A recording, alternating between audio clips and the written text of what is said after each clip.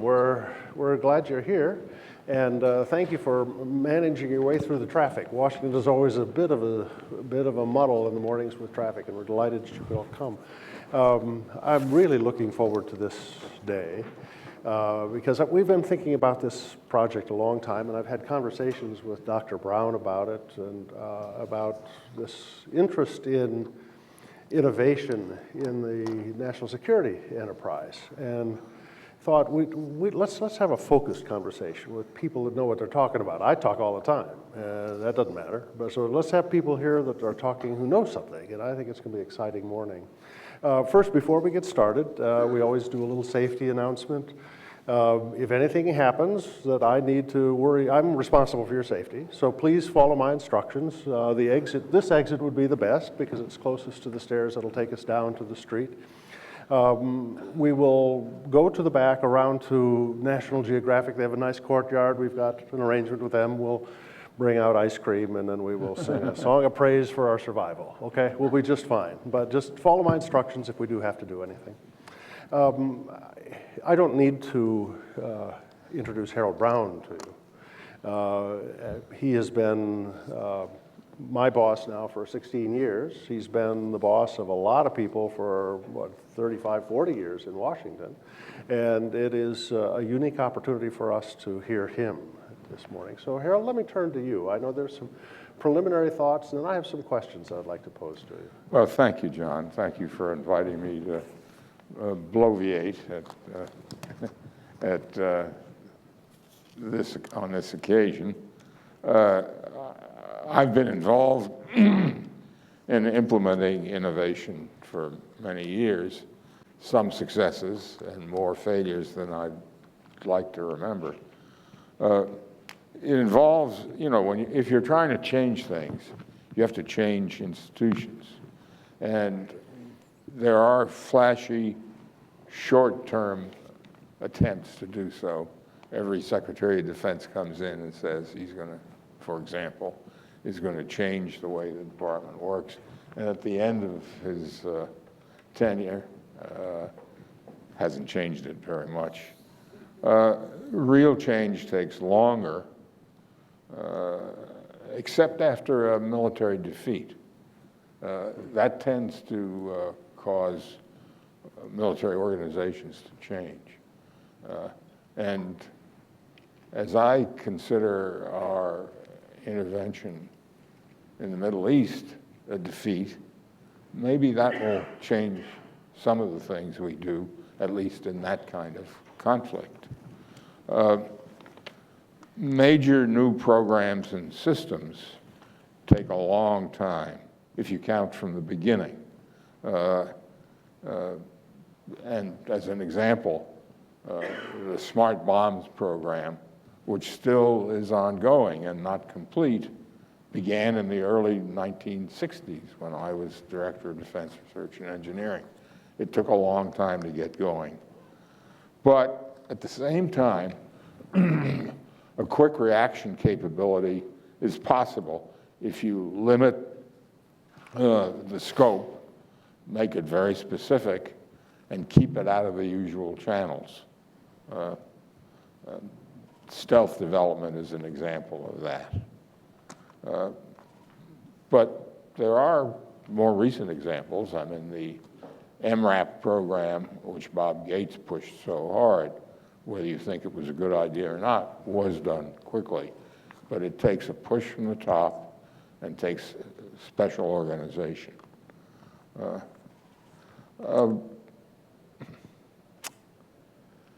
A combination of, now speaking broadly, you really have to include in innovation not only military, but political and economic, as well as military matters. And they go together. A combination of U.S. relative economic and institutional strength and U.S. productivity and innovative strength really produced the outcome of the Cold War. And it wasn't just, by any means, military advances that produced that. The Soviet Union lagged on all those criteria. The peer competitor that we face civilizationally and systemically, I'm not speaking solely or even principally of military matters, is the rise of China, of PRC, and it's a different kind of competitor. It doesn't match us in most, or in fact, any of the criteria I mentioned at the moment. But it's a real competitor. And on planning and effective execution, both industrial and political, it has some advantages. I mean, you may have noticed, if you read Larry Summers' occasional op-ed pieces, his observation that the bridge across the Charles River leading to MIT, which was built in a year, has so far taken about 15 years to repair and still counting. In China, that wouldn't happen. Now, there are a lot of downsides to the system as well, but it is quite a contrast with the US, and the US really has to be able to do something about that. So, how do we recover our competitiveness on the military side? I guess one thing I'd say is stop the practice on major systems of re-examining them and redoing them and having congressional investigations of them every 6 to 9 months. That's easier said than done because despite the rhetoric, the sense of real threat and the necessity for quick action has really dissipated since the end of the Cold War, and with reason. We're not under the same kind of existential threat. But that makes people much less willing to accept occasional failures as a price of making really rapid advances in new generations of systems, whether they be military, civilian, or any other. That means that we also need to allow more high-tech, well, more trial programs, things that may or may not work. And we need, in my judgment, to re-engage the high-tech private sector the way that AT&T did the Nike Zeus program, an anti-ballistic missile program, back in the 60s and 70s. We need to find a new Jason group, which is a group of very intelligent, although academic, people who came up with all sorts of good ideas, some of which worked out, some didn't. But we have to introduce the high-tech community people into that. And they've been very reluctant to re-engage in national security matters, even though they got their technological start largely from the Defense Department. Now that they're ahead, they're much less interested in defense matters.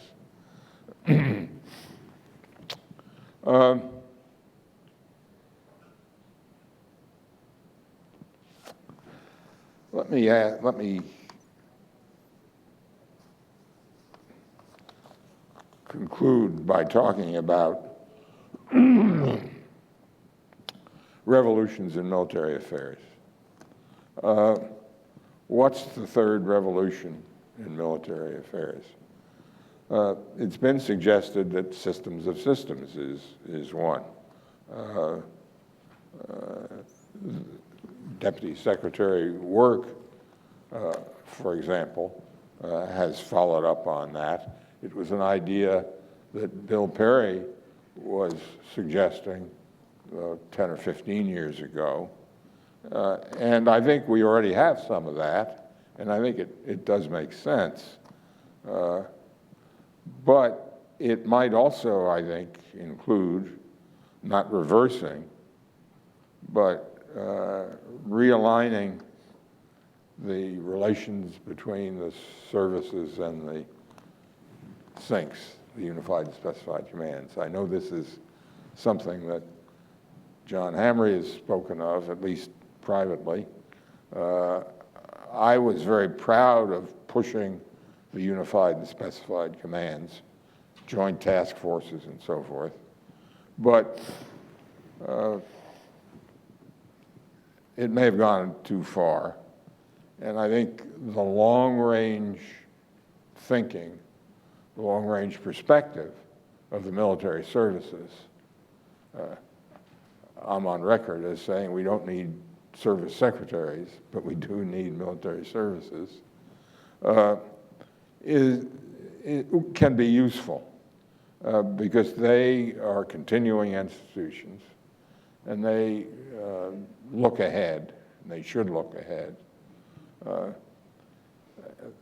That doesn't mean that the Unified and Specified Commands shouldn't be the tip of the spear in many ways, but they may have gotten too big. And of course, integrating even new integrating not only new technologies, but integrating diplomacy and economic policy as part of national security policy, which people have talked about for many, many decades, and pretend to have, but don't really have, is a big potential step up in making more efficient and more effective U.S. National security policy and international relations policy.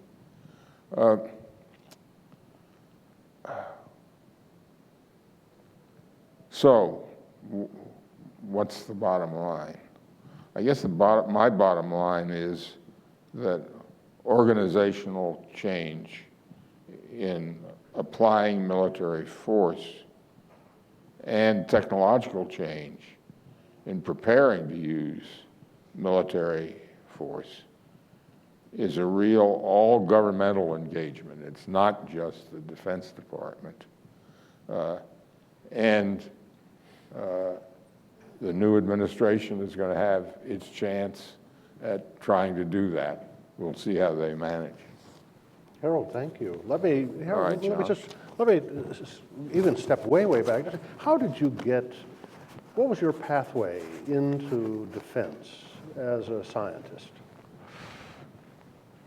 It actually came from moving from Columbia, where I got my doctor's degree, to the University of California Radiation Laboratory.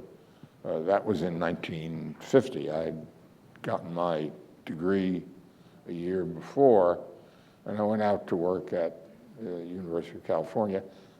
They had a big program which was to produce fissionable material, not in a reactor or by separating uranium-235 out of natural uranium, but by bombarding a target with high-energy deuterons and taking the neutrons that came out and making plutonium from captured neutrons. So that got me into the defense business, in effect, through the atomic energy side. And that caused me to have lots of interaction with military people. And if you were a nuclear physicist in those days, you didn't necessarily, but had a fairly high probability, if you were interested, in starting to have close military relations. And that's how it started. I became a division leader and then deputy director and then director of the Lawrence Livermore Laboratory, which the Atomic Energy Commission set up partly to produce a competitor to Los Alamos.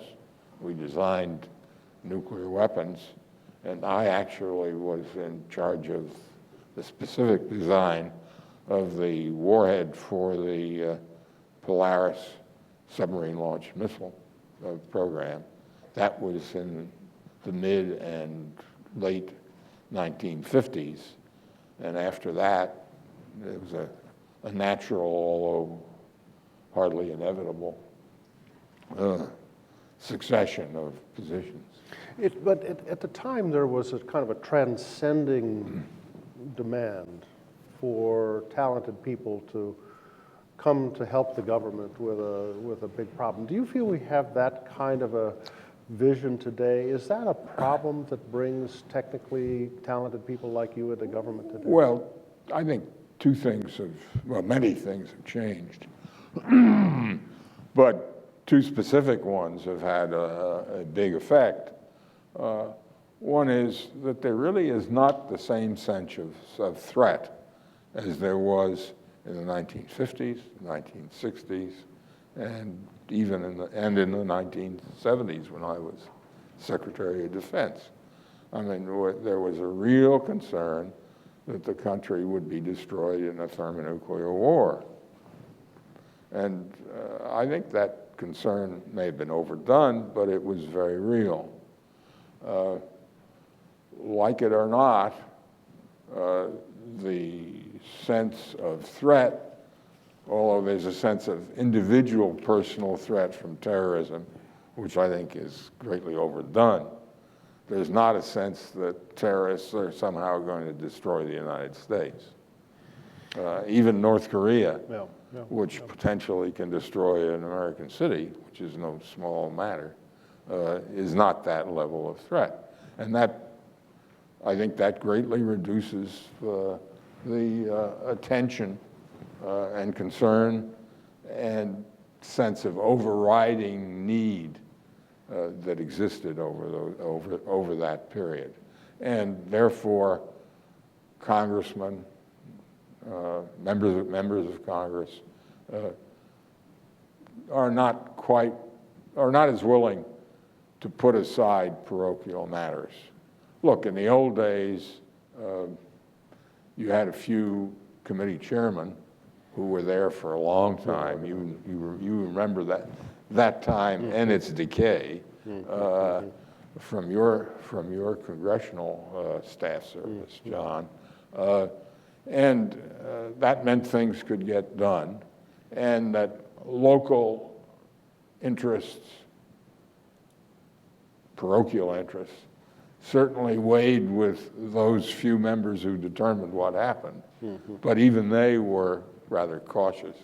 Now it's every member for himself or herself, and that's what's important to them. Harold, you've had experience running major private sector institutions. I think you were president of Caltech, and obviously the labs. You were DDR&E, you were the Secretary of Defense. You've had very different organizations you've had to lead. How do you adapt your concept of motivation, for innovation when you get such quite different institutions? How do you do that? Well, during, I guess maybe about 6 months after I left the Office of Secretary of Defense, that was sometime during the spring of 1981, I gave a talk saying that the Defense Department can't be managed, but it can be led.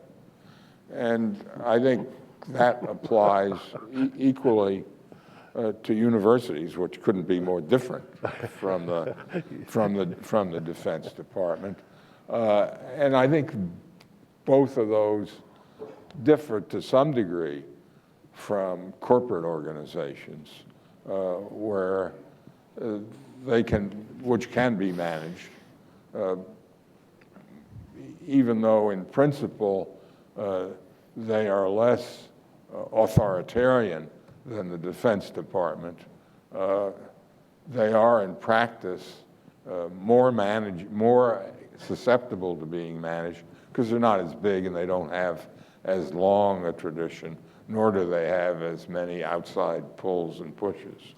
I guess my bottom line is there are differences and similarities, and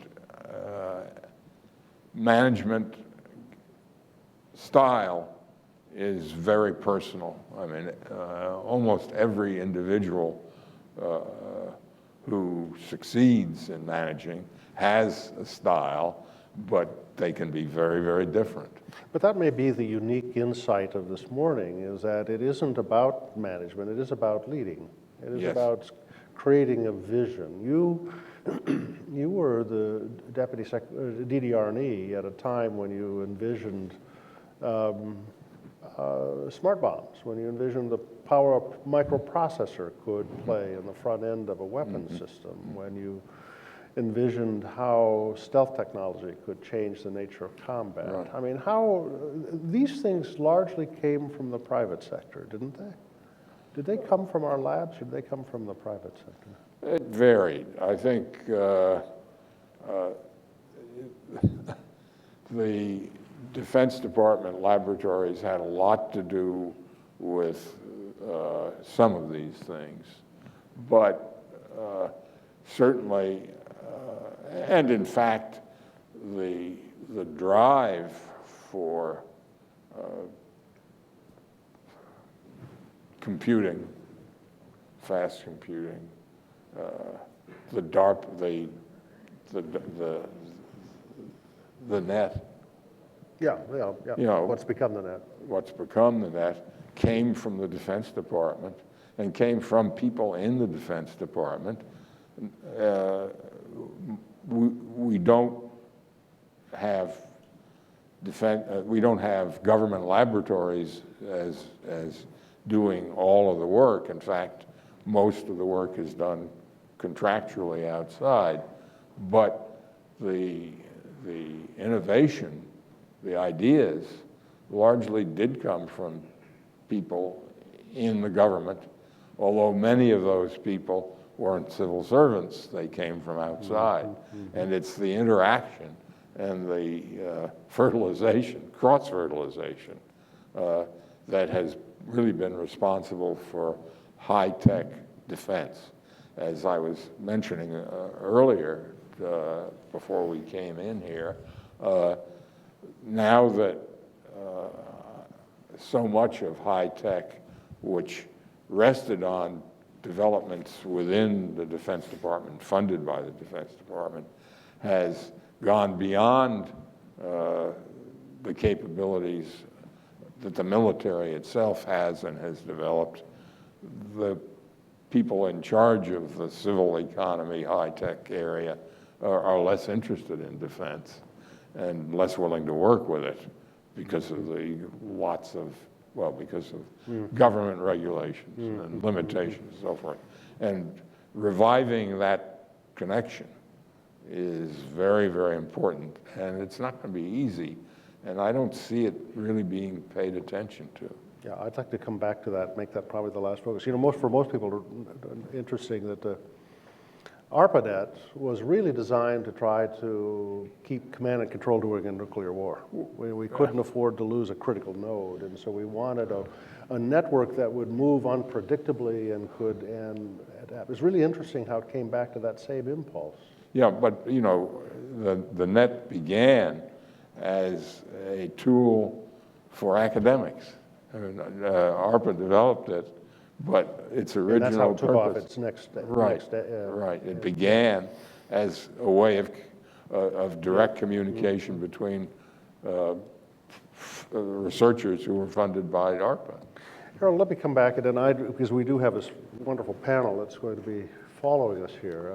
But let me ask about you, because you hinted at this as a very big issue, which is the capacity for the public and private sector to interact dynamically. And we've brought in a lot of restrictions that make it hard for us to bring in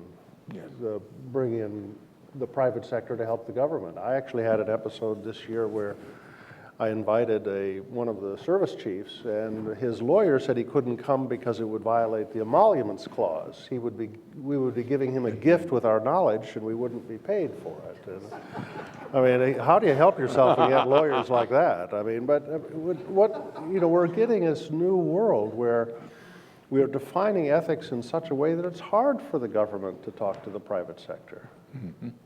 That's true, these inhibiting rules tend to accumulate much the way that fat accumulates in your arteries. And I'm not sure what kind of shock it will take to shake loose some of that plaque. The new administration is clearly going to be very different, but I have no idea whether it's going to provide anything like that. Well, it's interesting that the poll showing this morning that 69% of the American people don't think that President-elect Trump should have to sell his property. I mean, that would just be assumed, in the past. Maybe we could open up a new consciousness about this, because it is a real blockage, I think. Yeah, whether that is a good example is a separate question, but a new open-mindedness on this and a willingness to change things could be useful. Mm-hmm. One last thing, Harold. When you were the Director of Defense Research and Engineering, you were the capstone of a large ecosystem of innovation in the department. I mean, where we had institutions that were trying to think of ways to stay ahead. We had a very large, ominous threat at the time. And how would you rebuild this ecosystem?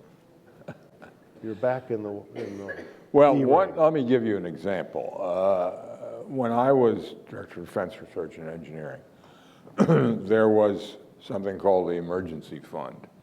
It was $250 million of RDT&E money that was set aside by the Congress, and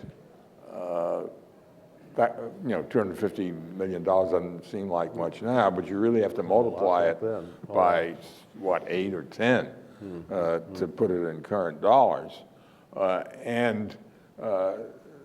The Director of Defense Research and Engineering could spend that money, report it to Congress, but it was never challenged, and use it for urgent needs.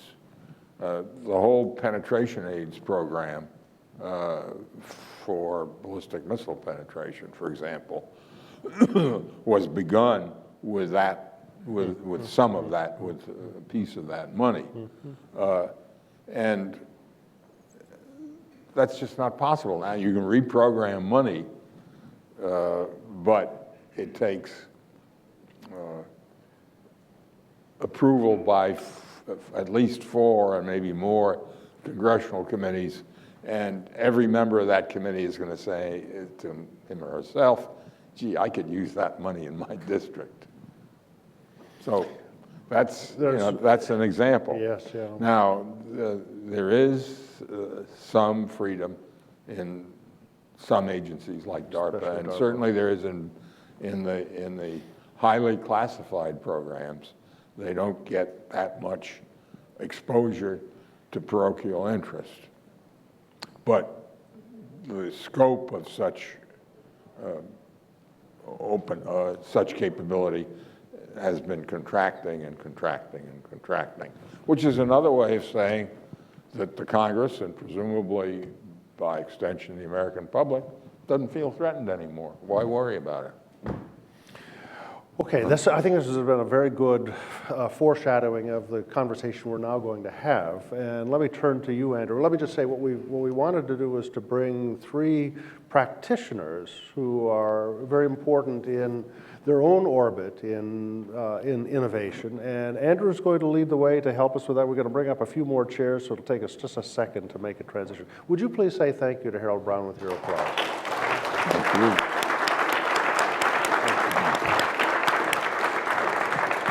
Okay. Thank you, Harold. All right. Audience for staying with us after a brief break. As John mentioned, we're going to transition now to a panel discussion with a great team of panelists who have actually been engaged in driving innovation, as Dr. Brown did certainly throughout his career, and bringing us a variety of perspectives, both public and private, and for some, a really interesting mixture of both, and how this operates. Let me just say that when you say you're going to have a discussion about innovation, there's at least probably 100 different discussions that could become, even down to what is the definition of what you mean when you're talking about innovation. We titled this event, Leading Innovative Organizations. And I think those of you who've been to prior events in our Implementing Innovation series know that we want to make sure that as we talk about innovation, we don't confuse innovation with technology development. They're related things, and certainly technology development can be a driver of innovation, but there's a lot of other ingredients that go into making change in organizations, which is where John started, talking about how do we make change in large organizations like the US government. The leading innovative organizations is hoping, we're going to try and look at some of these organizational issues of how do organizations accommodate change. And Dr. Brown did a good job of giving some insights on that. So giving us further insights on that, we have a great panel. To my left is Dr. Arati Prabhakar, who is director of the Defense Advanced Research Projects Agency, DARPA. She began a little while ago as a program manager at DARPA. 30 years, a little while ago. In the Microelectronics Technology Office. She was director subsequently of the National Institute of Standards and Technology, NIST. By the way, I think a very underappreciated piece of the US government and the system innovation in the country. I know my father was a professor of mathematics, but always looked to NIST as a real standards archetypical piece of the US government. She served as president of Interval Research at Ray Chem and a partner with US Venture Partners. She has a doctorate in applied physics, as well as a master's and a bachelor's, so well-rounded. To her left is Fred Khosravi, who is managing director of Incept LLC. Prior to this position, Mr. Khosravi served simultaneously as chairman of Confluent Surgical Incorporated and president and CEO of Embolic Protection Incorporated. He's co-founded a variety of other companies, most of which are in the medical field. And so I think the way John describes it is he is a serial innovator, a serial entrepreneur, and essentially has started and founded new technologies and just doesn't sit on his laurels, keeps going. I think he said chronic. Chronic, yes, he did use the word chronic.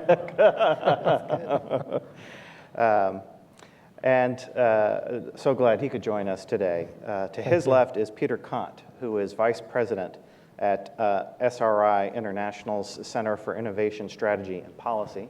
SRI, once upon a time, stood for Stanford Research Institute. It is now, I think, just 3 connected letters. But the background of SRI is working exactly on many of the breakthroughs that Dr. Brown mentioned from the internet and other technologies, and including in the current day, things like Siri and the artificial intelligence that gets built into many of our consumer products. He has previously served as executive vice president at Rapiscan Systems, where he did a major market expansion of their security screening system.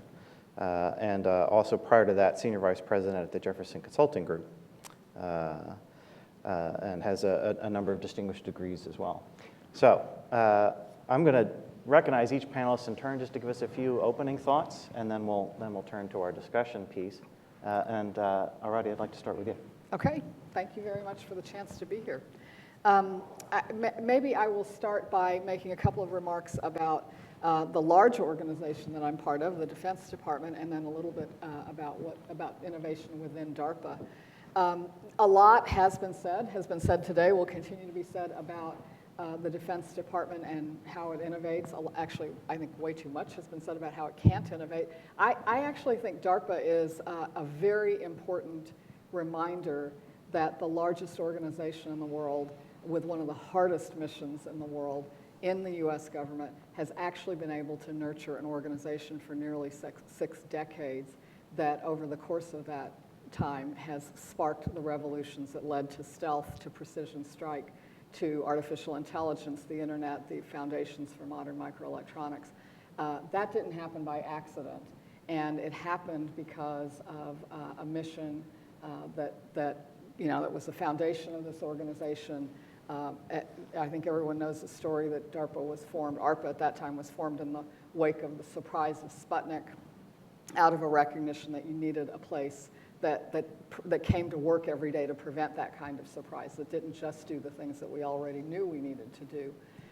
And I think very fortunately, DARPA's original leaders recognized that preventing surprise was actually not a defensive act, but a creative one, and they set out to go create surprises of their own, and that's really why all of this was possible.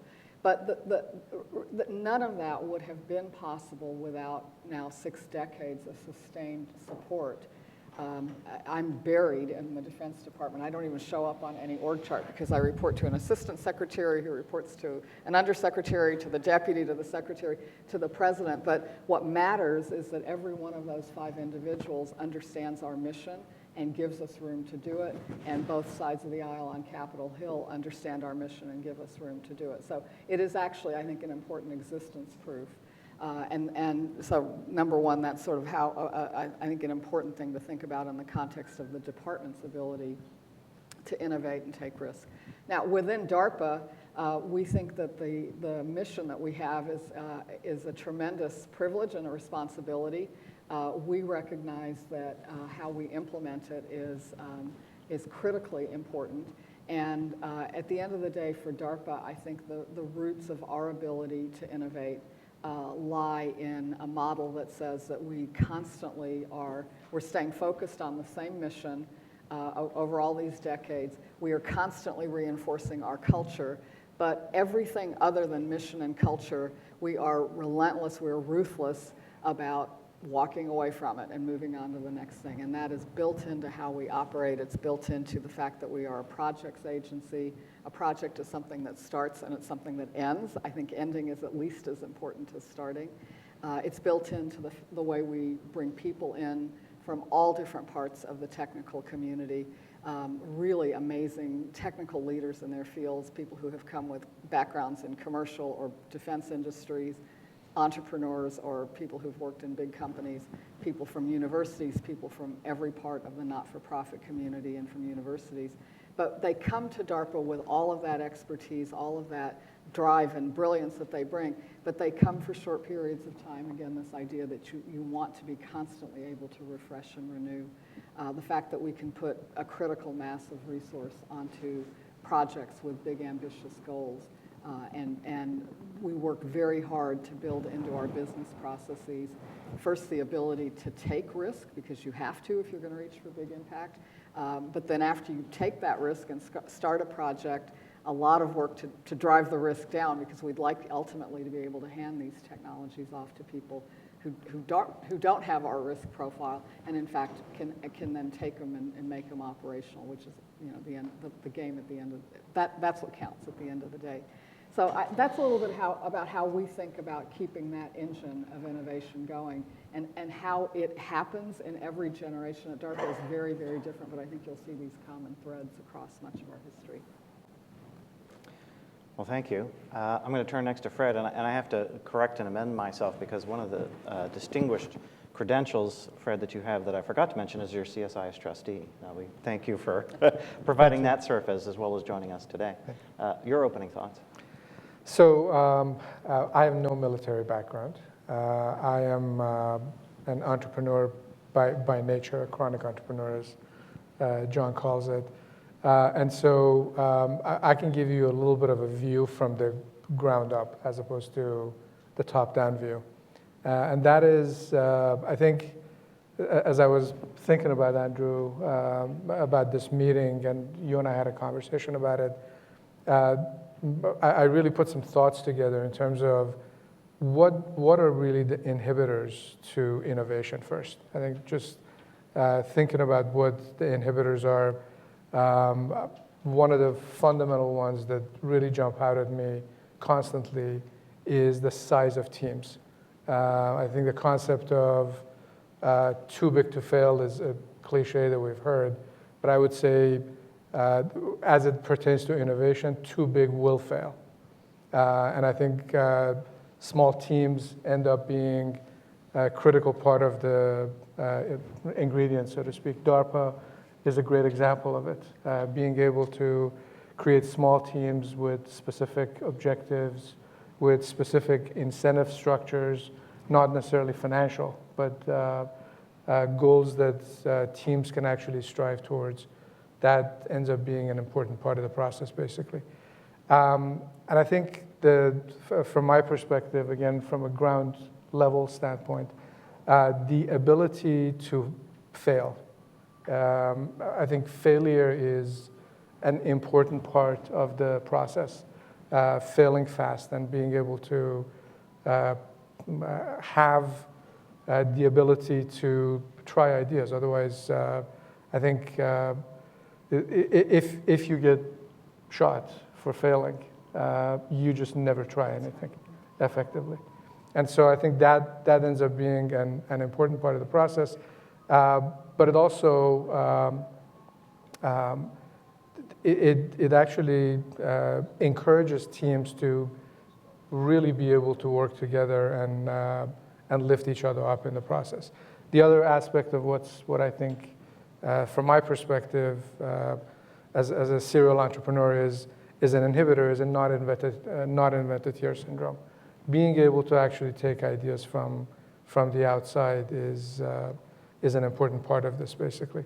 And then having to question, I think, why something is happening. I think we encourage our teams, our small teams, in a number of small companies, basically, that if you ask the question of why is something done a certain way, and somebody says, well, it's always been done this way, that's the point to really question it and say, why not some other way, basically. If the answer comes back that it's done this way because in the changing environment and dynamics of today, this is still the best way to do it, I think that's something you keep. If it's something that you really can't answer that and you just say, what's not broke, don't fix it, that's time to actually change. So those are really, from my perspective, the major inhibitors to innovation.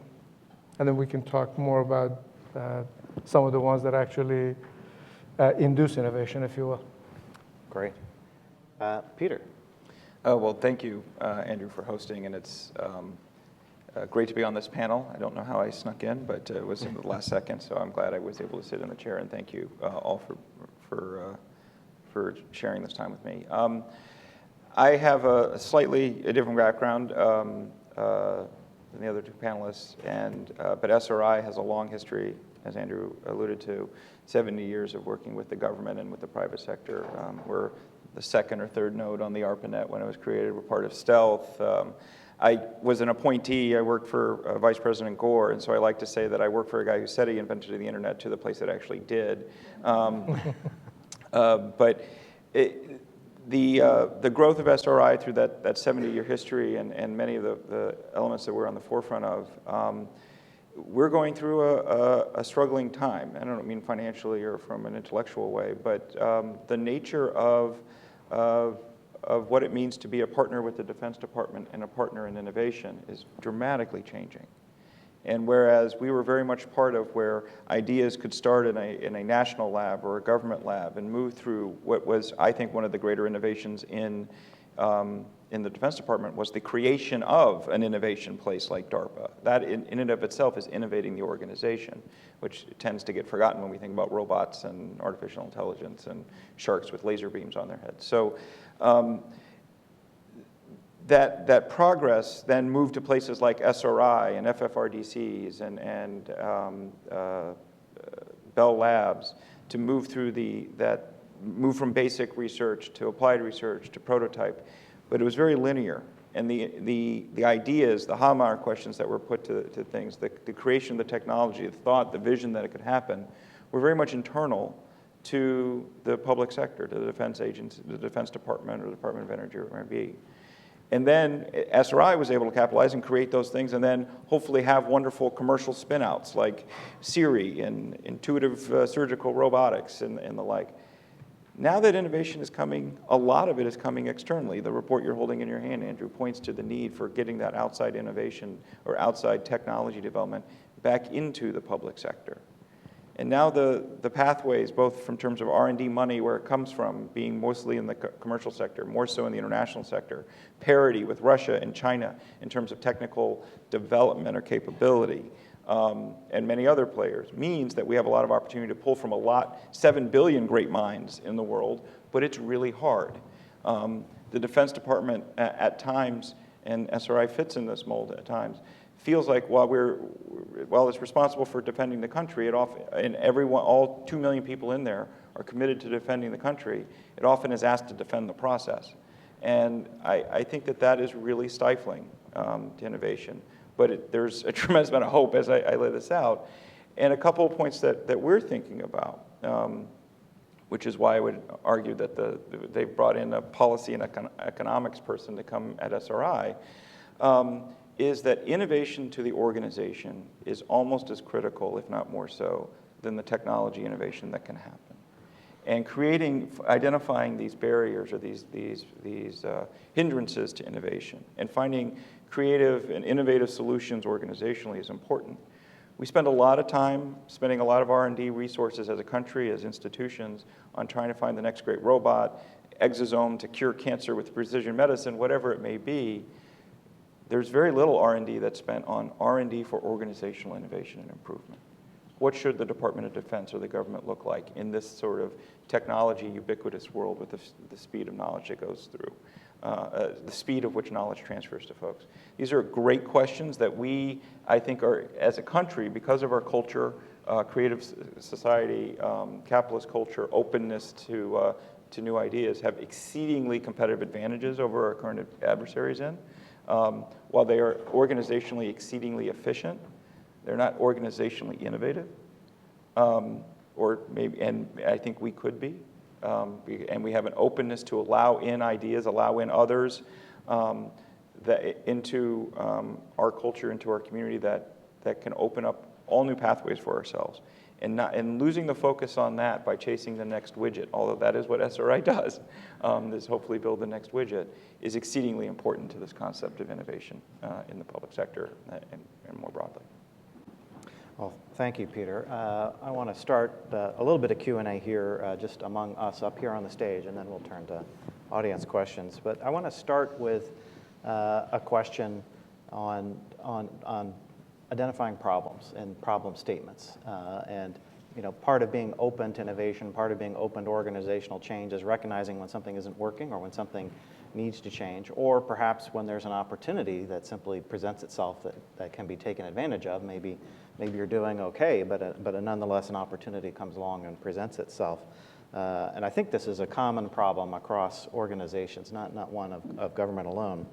But what's interesting, just in the discussion that we've already had and Dr. Brown's comments, is there's a little bit of a feedback loop in problem identification, right? You can identify a problem, but if you've got absolutely no idea how to solve it, it's not going to help you a lot to spend a lot of time on that problem. Now, if you've got an inkling of an idea how to solve it, you've got at least a germ of an idea, then, okay, maybe we can make some progress, set up a team, and go after it. But I'd be interested in your thoughts on, and certainly, as leader of DARPA already, this is something that you do on a very regular basis. I would not necessarily say daily, but often, just selecting which problems to work on. And you will sometimes fail. We've talked about being open to that. But how do you go through that process of identifying the problems that are worth pursuing? Yeah, let's see, a couple of different answers to that. Number one, I think how you frame the problem is the first critical step. So keying off a lot of the conversation we've been having this morning, one of the things that is very different when I came back to DARPA in 2012, very, very different world in which we're executing our mission. And we've talked a little bit about the variety of national security challenges. The biggest shift that has happened in technology itself is not about any one technology. It is about the technology ecosystem that we're in. And I think we're all expressing a lot of nostalgia for the good old days when the U.S. got to own all the technologies for decades before anyone else got to play. And, the government drove it all, and the Defense Department within the government drove and owned it all. So it's okay to be nostalgic about that, but I think we need to get over it. That is just not the world we live in. And by every measure, except our mission, it is a much better world, right? It is one in which technology is lifting people out of poverty around the world. Economies are growing. It is one in which the private sector is growing R&D in the U.S. much faster than GDP as you see the intensification of the innovation economy. These are all the reasons that we want to keep our country secure so that people can have a rising standard of living and enjoy a future prosperity. So that is happening. We've been very, very successful. But it is now a fact of life that technology, many dimensions of technology, by no means all, but many dimensions of technology are being very aggressively driven by the private sector. They're being driven globally and not just in the United States. And underlying all of that is a pace of technological evolution that is very different than we certainly in DoD are structured for. And so thinking about the elements of the second offset strategy, at that time thinking about precision strike, thinking about stealth, I think it was very clear to the people who were driving those technologies that they gave us the opportunity for an extended period of military technological dominance. Well, I think that was true, and they did, but it is now 40 years later, so I think we shouldn't be surprised that it's time to start thinking about some new ways to deal with the future. I think what the fundamental difference in my mind is about this next big offset is that the technologies that we're dealing with today move at a pace that means that you can no longer assume that you will get 20 or 40 years of technological advantage with the next leap ahead. And that drives you away from thinking in silver bullet terms to thinking in deeper architectural terms about what those solutions can look like, because it's no longer going to be a successful strategy to simply come up with a major advance in capability. We have to design systems that are inherently able to keep progressing at the pace of the underlying technology, which is, by the way, the opposite of what our military systems look like today. They are essentially hostile to all advances in underlying technology. That's why it takes $500 million to upgrade an obsolete semiconductor component in an F-35 that hasn't even reached IOC. I mean, this is sort of the world that we've been living in. So DARPA's always always asking the question about the next big military system or weapon that's really going to be a big deal. But today we are asking it through the lens of what are the new architectures that would allow not just for the leap in capability, but for composable systems that grab new technology and continue to advance. I think that's the only way we're going to really get ahead of the kind of technology in the kind of technological environment that we're in today. Fred, I've lost count of how many companies you started, but my sense, and you can correct me if I'm wrong, is that each company essentially starts out with a problem to be solved. Again, where you succeed and develop a solution to a problem, then that company organizes itself around providing that solution in the marketplace. But how do you, since you've repeatedly done this, what are the signals that tell you that this is a problem worth tackling? Well, each company also starts with one person. So it really starts with one person, and it grows, and it becomes something that a team of folks get excited about, a mission, so to speak. And I think from my perspective, the fundamental answer to your question is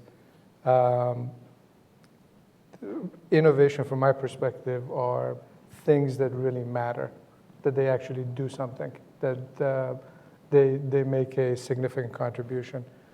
Secretary Brown pointed that out. I mean, we had a big threat, and there were innovations that were happening in grand scale, basically, to offset that threat. That was something meaningful. And I think things that really matter end up having a high likelihood of being able to cross the finish line and becoming products that help patients. We, just to give you an example, back in 1989, we developed the first stents, the first springs that kept arteries open of patients. And it really seemed like a completely crazy idea, but heart disease was the number one killer of patients around the world, basically. And when you fast forward from when we began developing that technology with a very small group, and what it's doing today is that there are 5-6 million patients around the world, basically, that get affected by having stents in their hearts and their arteries open and functioning and living to years that have been unprecedented, basically. But that's something that really mattered. And because it mattered, it became a mission that the team continued basically going through all sorts of obstacles to try to get it there. Getting, Andrew, to your question of how to define the problem, SRI being, its ethos is driven very much by its history with places like DARPA.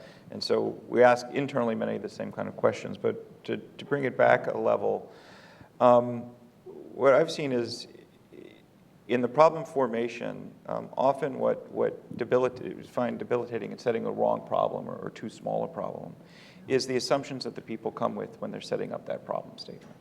And so what we do often encourage, we hear a lot about we need multidisciplinary teams or multifunctional teams or multi-perspective teams at the very beginning of the problem definition. And what that multidisciplinary, even multiplayer stakeholder approach can do is they get to be, often this is the world I serve, is the idiot in the room who asks the question, well, why can't we do that? And they make certain assumptions leading up to the problem. So we need a system that does X, Y, and Z because the problem is that you can't mutate the laws of physics. Okay, that's a tougher one to break. But, because this hasn't been done yet or that hasn't been done yet. Others in the room with different perspectives. One is they do give the perspective of this is how I would use it, this is how the problem affects me. But also they challenge very much the experts in the room about, well, why are you making that assumption? Why is that a limitation? It's exceedingly important in the problem definition. And the best way that we found in getting in that is bringing, if we see a robotics problem, we bring non-roboticists into the room to have that conversation. And in the non-technology innovation problem definition, often that comes from including customers, stakeholders, suppliers, users of a technology, users of an approach, and into the room during that problem definition phase, so you can actually truly, I think, define a base challenge that you're trying to address. So including non-experts in your problem definition stage, that's the strongest articulation of the role of Congress that we've had for some time. I say that as a former congressional staffer, so a little bit of gentle personal fun. But, I wasn't planning to ask this before we started, but it really struck me when Dr. Brown was talking about how laboratories were really, this engine. It was an engine for bringing people into government, articulate people, for intelligent, talented folks. It was a way in which people could go back and forth between government and the private sector in the past. And you had these iconic, legendary institutions, Bell Labs, and others. And you really don't see laboratories highlighted in the same way anymore as they used to be. And DARPA is not, it doesn't call itself a laboratory. I don't know that it fits the definition of a laboratory. So I just kind of wanted, so not to get bogged down on whether laboratory is good or bad, as much as there does seem to have been an organizational change in the way organizations approach. And it used to be more of a laboratory model. Now the model is more like DARPA, more like startup, potentially enterprises. But I have to observe that you do see these major research universities that are tied directly with most of the companies that we now see as dominant. They grew out, a shocking number of them are associated with Stanford or MIT in some fashion. Do you see, is there an important change that's gone on here? Or are we sort of calling things by different names? Does it relate to this change in the innovation ecosystem, Rada, that you talked about? Absolutely. I think we still all carry around in our heads a model of the U.S. innovation system that Vannevar Bush outlined at the end of the Second War. Unbelievably powerful framing, right, that laid the groundwork for all that has happened in that community for all these decades. But some big structural shifts have happened. It used to be Bell Labs, GE, DuPont, these big corporate entities with their, with some substantial basic research. By and large, that's shifted and gone away. The role of the national labs has evolved, or I would say in some ways a lot of the rest of what's happened has raced past them. The thing that we all like to mourn, but I think there's something really big to celebrate. 30 years ago when I started at DARPA as a young program manager, I could not get university professors to talk to industry. By and large, a few would, like at Stanford, of course they would, but everywhere else they would say, well, that would taint me. Why would I talk to industry? Cultural shift of enormous proportions has happened, with not an unalloyed good, because I think some things were lost in the way university research shifted. But I would tell you, I think it is phenomenally more impactful in getting the fruits of research out into the world. One of the dimensions of that is startups, university startups very much being a part of it. And that startup ecosystem has continued to bubble and brew and get bigger and stronger and to morph in new ways. And the information technology revolutions that have played out as those whole, as entire industries have burgeoned. Today, if you look at Microsoft, Google, Facebook, these are the kinds of places that, to some degree now, are doing, if you like, a 21st century version of what corporate R&D used to be, where there was a little bit of actual research going on. They are trying, and we'll see how long that lasts. We'll see if they view it as valuable, or if ultimately they don't see it as something that they can capture the gains from, and it goes the way it often has in the past. But it's a very dynamic ecosystem, and I think that is one of the U.S.'s tremendous strengths. I do think, being realistic about where it is and how our role in our relative role in the global environment has changed. You just want to be clear-eyed about it and then find ways to play to those strengths. But I think there are considerable strengths. Fred, I entered into this not knowing if there's been much of a connection at all between your efforts and any of the major research universities. Certainly my impression as a reader of news is that in the medical field in particular, there's often a tie between the university research community and the technology that comes out. But do you have any thoughts on this issue of how, what are the engines that are driving or maybe performing a little bit of the role that in the past was government laboratories and now is coming from some other sources? I think as we were actually coming into the room, Marathi brought up a really good point about the fact that innovation is a loosely defined term, right? Innovation could be all the technologies that are developed in big national laboratories, basically, that feed into startups that essentially make them actionable and things that people use. Or it could be making them, in fact, actionable and turning them into a product that people actually use. And I think that's both of the ends of that spectrum are, from my perspective, are innovation. One doesn't happen without the other. I don't think the fundamental aspect of what turns technology that comes out of national labs and becomes actually a product that all of us use, whether it's our iPhones or a stent in our hearts, is the notion of fear and greed. which does not exist with government funding and national laboratories, basically. But they are the beneficiary of it. And once you apply the ingredients of fear and greed to it, basically, then it becomes, and if it's something that really matters and helps people, then it becomes the other end of the downstream part of innovation, if you will. We have lots of labs running around, and I guess I would, it's a way of framing a question I hadn't thought about before, so I appreciate that. And the way I would look at it is, one is labs can be very, very small now. The labs of the days of yore, the way I would look at it is there were very few places where you needed a tremendous amount of resources to even build a beginning computer. You need a tremendous amount of resources to be able to do basic chemical assays or even do DNA sequencing. Well, even before there was, figure out where DNA is. Now you don't. And so the scope of where what could be a lab has shrunk tremendously, and the access to be able to research things in a controlled setting is much easier at some level. What I would say is then is we could rethink where that ability to combine huge amounts of resources that the public sector can do.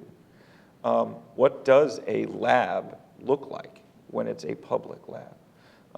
Is it a cyclotron? Is it all of space? Is it where you can really have that step change where the massive resources that can be imparted to the investigation and observation of a potential development.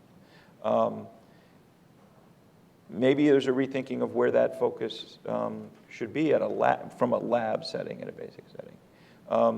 Universities are certainly dealing with that challenge, as are we, and is the government. But it's an interesting question that I hadn't really had time to be articulate about yet, but I like it. No, you make a great point. I can't remember if I mentioned in this setting, my father was a math professor and did astronomical calculations, and so that was resource intensive, and he started his career working on, I think, the first or second mainframe computer at Cambridge University.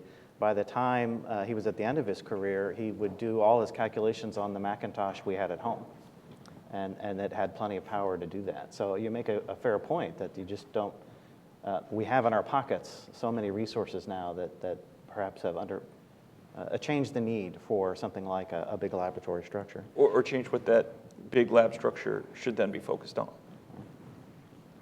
Lastly, before I turn to our audience questions, I'd be interested in your thoughts. Another really interesting insight that I got out of Dr. Brown's commentary is he drew a little bit of a contrast between innovation that happens because of an accumulation of change and technology and efforts over a period of decades, of which we've seen a lot of that, and there's been a lot of that at the Department of Defense that has manifested itself in what we see as the big high-profile strategic efforts.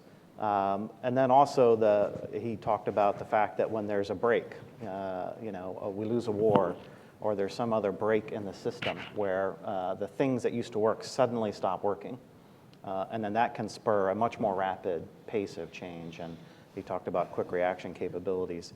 So I thought that was a really neat, examination of both ends of the spectrum. That innovation isn't just something that accumulates, and it's not just a eureka moment. It's really both, but they operate on different time frames and deliver slightly different results, and maybe attack programs of different scope. So I would love it. I haven't really asked a question, but I would love to get your thoughts on this issue. And I think it gets back also to this question of teams. A small team can tackle problems of a certain size. More systemic issues, systems of systems types issues may necessarily need to be larger, but we've also seen in some of our efforts at the Department of Defense, sometimes things are so big that they fail. And I'd just be interested in thoughts about how to balance these two kinds, or maybe not two kinds, but these different approaches to how we seek innovation. It seems obvious you need to have both, but how you mix them together. How do you get the right balance or mix? I think, just to add to the fast, slow dimension, different technology areas have different inherent speeds. And so when you're thinking about what the next generation of conventional deterrent looks like, what kinetic warfare could look like, you're in a very deeply physical world with complexity that's interacting. And so when we think about it, as I mentioned, we think in terms of architecture and how you develop a radically different kind of architecture with the characteristics that would allow us to prevail but move rapidly. And then from there, we also think about building the underlying math and modeling capabilities to do this kind of complex task. I mean, what I'm describing is something that I think is not going to be technologically feasible with the tools that we have today. So all of that is going to happen on multiple timescales.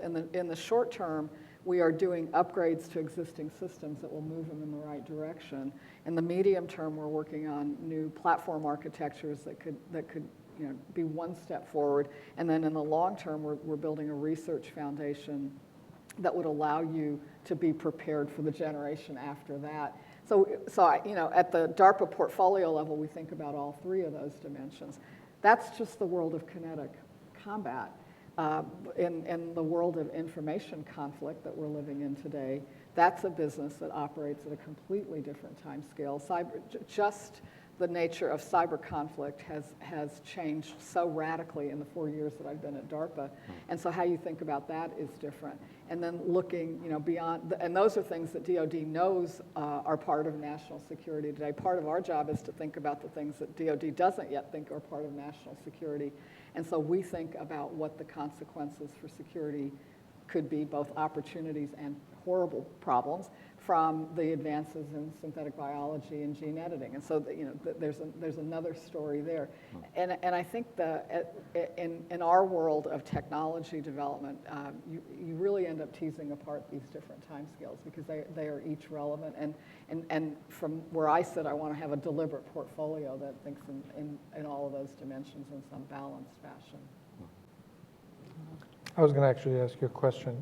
Do you feel like it's the smaller teams that breaking it down? Because DARPA, relative to DoD, is a very small organization with a big budget, relatively speaking. For what we need to do and for the number of program managers, yes. Yeah, the team that the core unit of work at DARPA happens because of our individual program managers. Now they build teams around themselves as subject matter experts to brew and to figure out where they should go, and then ultimately a performer community. Once they set out a program objective and earn the funding to go do that program, then they start building a community of R&D people and companies and universities and labs, and that becomes the team. But it all starts. If you're really going to do high impact things, you have to be able to take risk.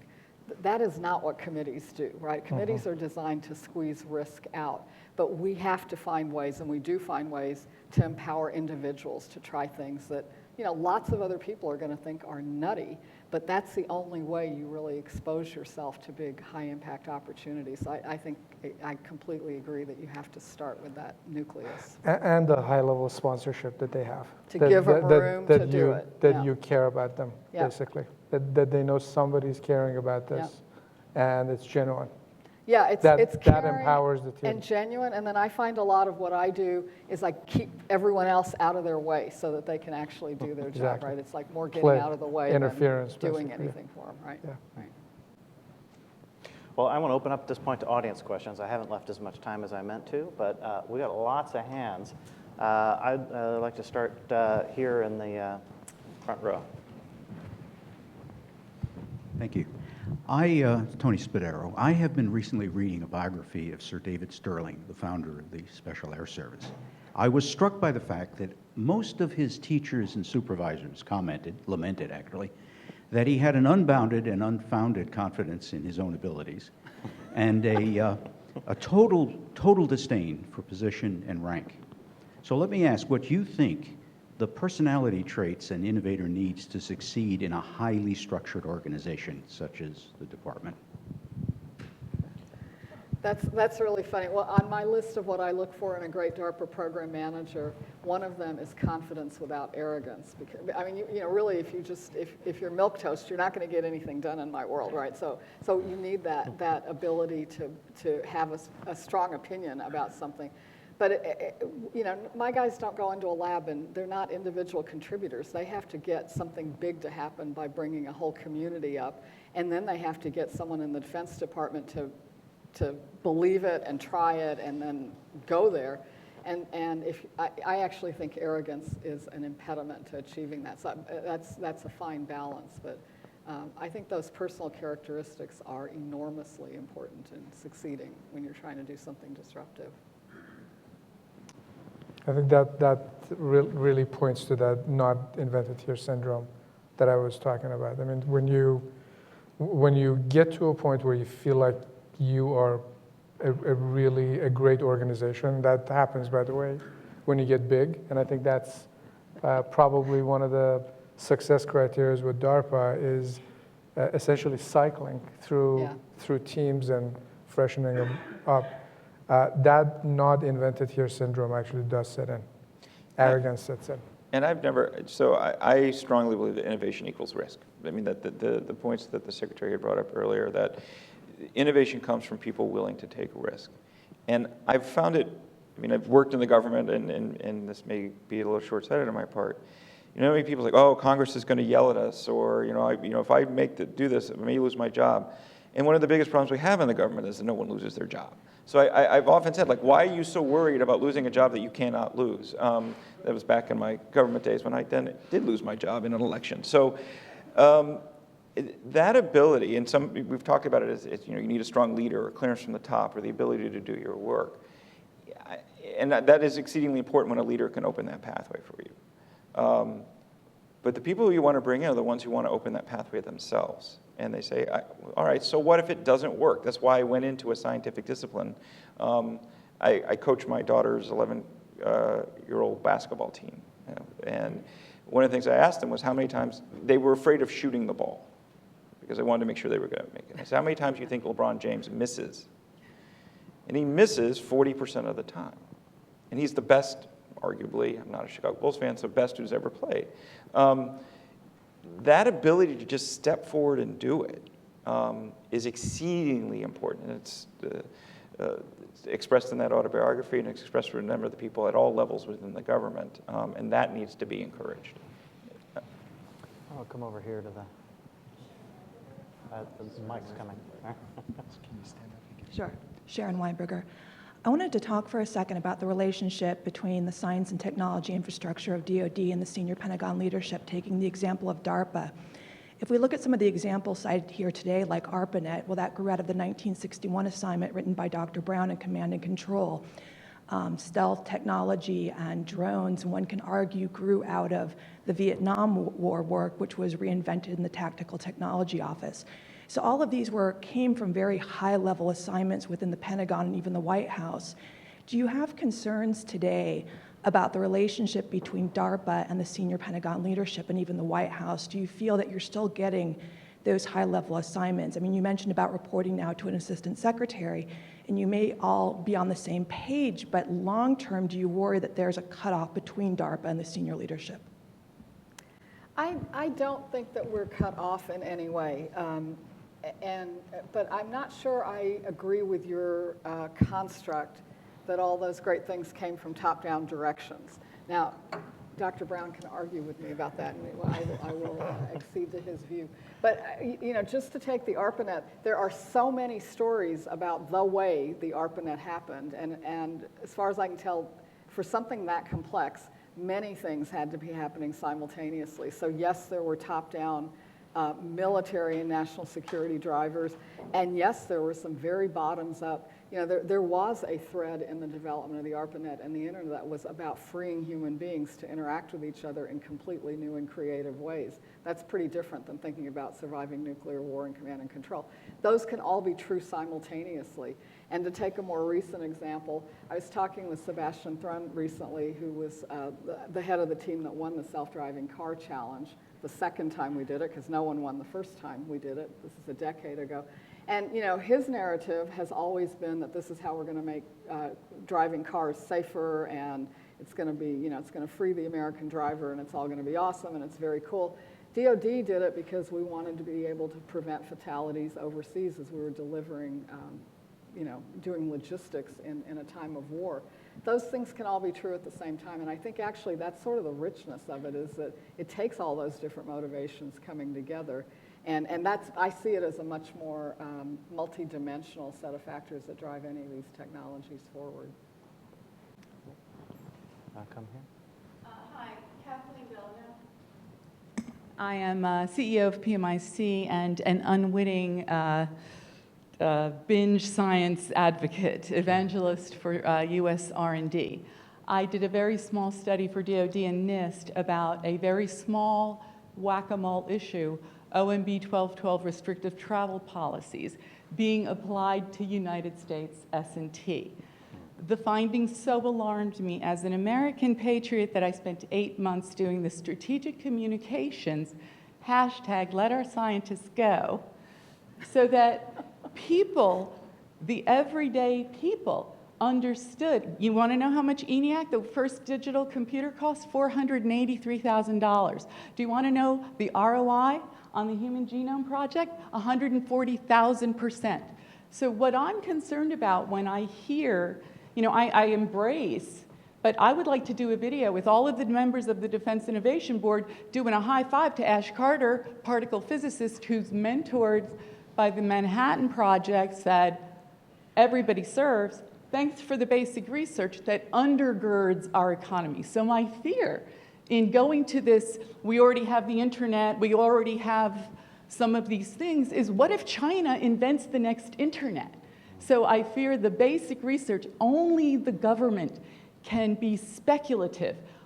Every single subject matter expert cited a problem-rich environment as a concern. I have never had 100% SME approval. So could you address how to bring, take the light off the bushel of innovation already happening in labs, and that fulsome problem-rich environment basic research contributes to our economy and national defense? Well, just to jump in, I don't think anyone on this panel would argue against more basic science and more investigation at the level you're preaching to the converted, for the most part, on that. And in the end, it's up to the American people and the wisdom to what the resources go to. What I would say, though, is to take on the last part of your question there about what goes on in the labs and getting that out. We're spending a fair amount of time trying to think about why is it that there's all this, I would argue, trapped IP living in government labs, government facilities that the American taxpayer has invested in, that government officials have created and scientists have created. And what it comes down to is that's not unique to the US government. It's unique to any lab. It's not unique to any lab. It's pervasive to all labs, which is scientists often think in terms of a technology development, and the community thinks in terms of capability. You're not interested to know, I've got this membrane. You're interested to know, hey, I could potentially make money desalinating water at half the price. That translation from technology to capability, right now we spend a lot of time waiting for the serendipitous epiphany. The businessman happened to walk by the university board meeting, and they heard about oh, you did what with this material? Maybe I can do something, and the alumni happen to be there. We feel like it comes from this epiphany, and I think there's a lot of work that we can do to build better structure to that. Asking Los Alamos to figure out what's the next big business opportunity that's currently sitting on your IP shelf is not why people went to Los Alamos to study. And asking them to do that is, I think, a mistake and misguided resources. Asking them to help others figure that out. And what we can serve in that role, that's an untapped resource, not just at the public sector side, but in academia and the like. But that bridge between technology and capability is exceedingly, DARPA is excellent at it, is exceedingly important. And I do think spending more time on that would be very valuable. Well, I think we have time for one more question. I want to come here. Paul Anirban, independent consultant. Question mainly for Dr. Prabhakar, but anybody else as well, and it relates to the so-called valley of death. And so projects, initiatives that don't transition over. So unless the answer to my question is we are already doing it and you don't know about it, is what would you think about a PPP, private-public partnership structure, or a 501c3 nonprofit, where this portfolio of embedded intellectual capital can be offloaded outside the government's, having to fund it, but still we buy additional time for the social public gain, if you will? I'll just jump just because that is the Yeah. raison d'etre of what SRI is. It's a 501c3 specifically focused on applied R&D, often originally generated in the government or the public sector space, to give it that time to get to prototype and the like. And it is a fantastic, there shouldn't be any more of them. There should just be one really, really, really big one. Completely unbiased. But completely Thank unbiased you for opinion. I that. mean, that's an academic, empirical approach to it. And whoever VP came up with that idea should be given a lot of money. But jokes aside, that valley of death is it has shrunk in terms of time. Not necessarily in terms of resources made to do it. And when you watch like a Google X or Alphabet X or whatever we call it now, and some of the labs, Microsoft's labs, trying to back into, can I get earlier on in the technology creation cycle, you're seeing some of that creeping. Specific to CSIS and the discussion relative to defense here today, I think I would argue there's now two valleys of death. One is the one that we traditionally think of how do you go from basic science to an actual product that can be used either by an operator or a user. The other is a valley of death between defense and commercial. And we've often thought about, we've talked about stories, SRI was part of, DARPA of course are part of these. SRI served in, or others served in these roles of, okay, we had this idea of how can we not buy a whole bunch of mainframe computers for every academic who wants to do a DARPA project, let's link them all together and create the ARPANET, and then on it goes. Is that linear approach that, the valley of death is getting it from a defense application or government application to a commercial one, or from basic science to productization. I would say that the second valley I would talk about, a commercial to defense, is as innovations happen in the commercial space. The valley of death isn't one that lacks resources or venture capitalists don't want to invest in it. It's we have so many processes, procedures, scientists who can't travel, export control rules, national identities of whoever's doing the research or whatever it may be, that limit defense's ability to take a commercial application. And if it works 80% of the time, it needs to work 100% of the time in the defense side. So there's other things that aren't just acquisitions where there's risk profiles and the like need to be addressed. Bridging that gap, I think, would be a major, major innovation in the organization of the defense industry, the Defense Department of Defense, and the government, is the ability to bring in those commercial applications and find and apply them to defense needs. But it's a big valley of death right now. Well, and I just, unfortunately, I'm going to end up, I guess, making the last comment, which is a little bit of a foul as a moderator. But I do have to say, when we had our event a few weeks ago that the department sponsored on Third Offset, Peter Singer was here on our last panel. He made a really interesting point, which is... All Peters do. All Peters do. Which is that when we talk about you have to be willing to accept failure, right, the valley of death in some respects is a necessary part of the system.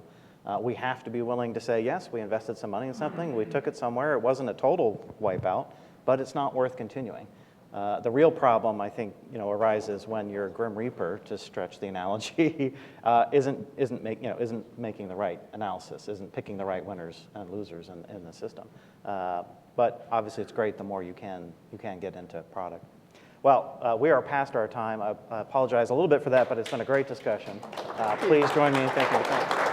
Good to meet you.